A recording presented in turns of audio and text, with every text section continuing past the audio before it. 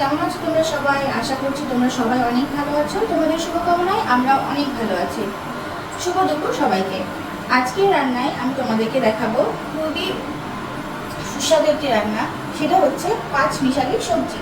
পাঁচমিশালি সবজি আসলে আমি কীভাবে রান্না করে থাকি সেটাই আমি তোমাদের সাথে আজকে শেয়ার করব।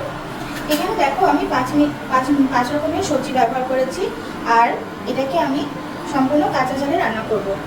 আর ব্যবহার করব ফোড়নের জন্য এখানে পাঁচ ফোড়ন দিয়ে আর তেজপাতা ফোড়ন দিয়ে আমি এই পাঁচমিশালি সবজিটা আজকে রান্না করব। তো কীভাবে রান্না করি চলো শুরু করা যাক। আগে থেকেই দেখো আমি প্যানে তেলটা দিয়ে রেখেছি এবং তেলটা খুব ভালোভাবেই গরম হয়ে গেছে, তোমরা সেটা ভালোই বুঝতে পারছো। তো এখন রান্না শুরু করি চলো। প্রথমেই আমি ফোড়নের জন্য পাঁচ ফোড়ন আর তেজপাতাগুলোকে আগে থেকেই ধুয়ে রেখেছিলাম। বাজারের কোনো খোলা জিনিসই আসলে না ধুয়ে আমাদের ব্যবহার করা উচিত না, আর আমি সেটা করিও না। তো আগে থেকে যে ধুয়ে রেখেছিলাম এই ফোড়নটা আমি এখন তেলের মধ্যে দিয়ে দিচ্ছি। দেখো ফোড়নটা একটু নাড়াচাড়া করবো, কিন্তু এটা যেন পুড়ে না যায়। ফোড়ন পুড়ে গেলে কিন্তু রান্নায় আর কোনো স্বাদ থাকে না। এবার আমি দিয়ে দেবো আগে থেকে কেটে ধুয়ে রাখা পাঁচমিশালি সবজিগুলো।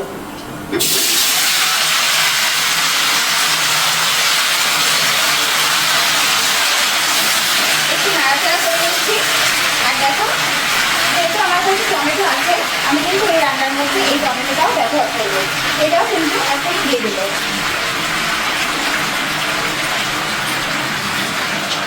আবারও সমস্ত কিছু একটু ভালোভাবে নাড়াচাড়া করে নিচ্ছি। নাড়াচাড়া করে নেওয়ার পরে এখানে আমি এখন পরিমাণ মতো লবণ আর হলুদ দিয়ে দেবো। দেখো দিয়ে দিচ্ছি লবণ পরিমাণ মতো, আর দিয়ে দেবো হচ্ছে হলুদ গুঁড়া।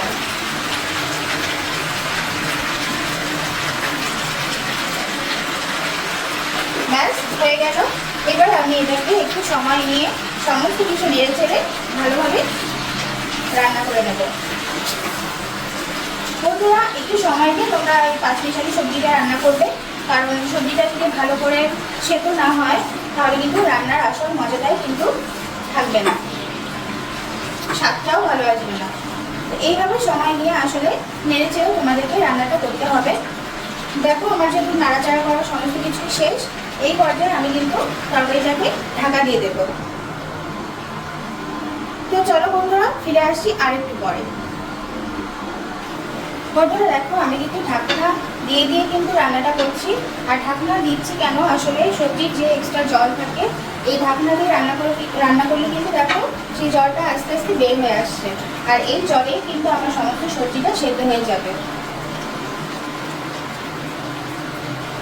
আমি একটু নাড়াচাড়া করে নিয়েছি, আবারও কিন্তু আমি যথারীতি ঢাকনাটা দিয়ে দিচ্ছি। ফিরে আসছি বন্ধুরা আরেকটু কিছুক্ষণ পর। বন্ধুরা দেখো কি সুন্দরভাবে সমস্ত সবজিগুলো আমার সেদ্ধ হয়ে গেছে, আর তরকারি থেকে বের হওয়া জলগুলো কিন্তু একদমই শুকিয়ে গেছে। আর শুকিয়ে যাওয়ার কারণেই কিন্তু আমার তরকারিগুলো খুব ভালোভাবে সেদ্ধ হয়ে গেছে। আমি এইভাবেই কিন্তু এখন এই তরকারিটা এভাবে নাড়াচাড়া করে মিশিয়ে নেব এবং ভালোভাবে রান্না করতে থাকবো। আর কিন্তু আমি ঢাকনা ব্যবহার করবো না। আরেকটু কিছু সময় আমি এভাবে নাড়াচাড়া করে তারপরে পরবর্তী রেসিপিটা করবো।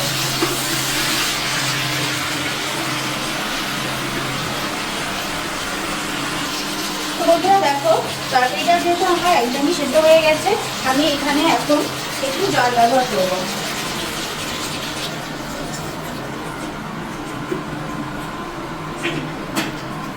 এবার আমি সমস্ত তরকারিটা এভাবে কিন্তু উল্টে পাল্টে ভালো করে মিশিয়ে নিচ্ছি। দেখো এই রান্নাটায় কিন্তু বিশেষ কোনো কিছু দরকার পড়ে না, জাস্ট লবণ হলুদ আর একটু মিষ্টি হলে কিন্তু হয়ে যায়। এখানে আমি আরেকটা জিনিস ব্যবহার করবো আজকে একটু গামাখা হওয়ার জন্য, সেটা হচ্ছে কর্নফ্লাওয়ার।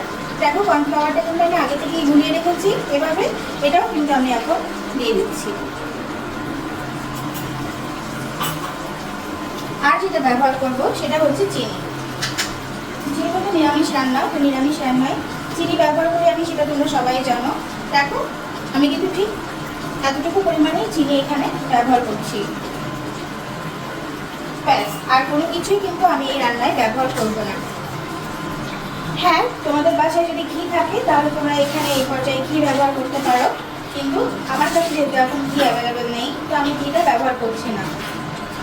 দেখো বন্ধুরা, কর্নফ্লাওয়ার দেওয়ার কারণে কিন্তু কি সুন্দরভাবে তরকারির যে ঝোলটা দিয়েছিলাম সেটা কিন্তু একেবারেই গামাখা হয়ে গেছে।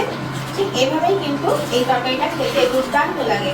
তোমরা বাসায় কিন্তু অবশ্যই এভাবে ট্রাই করবে, রান্না করে দেখবে কি সুন্দর খেতে হয়।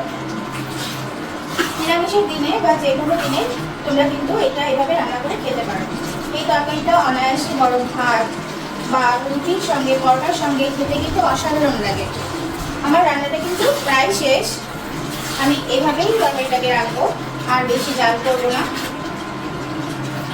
তো বন্ধুরা, তোমাদেরকে আমি এই রান্নাটা যেভাবে করে দেখালাম তোমরা বাসায় অবশ্যই ট্রাই করো। কেমন লাগলো তোমাদের অবশ্যই আমাকে কমেন্ট করে জানাতে ভুলো না।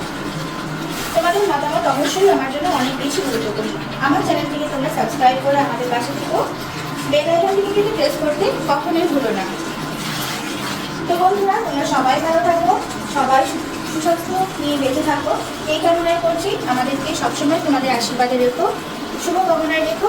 এই শুভকামনা করেই, ভালো চিন্তা করে আজকে আমার এই ভিডিওটি এখানেই শেষ করছি। টাটা।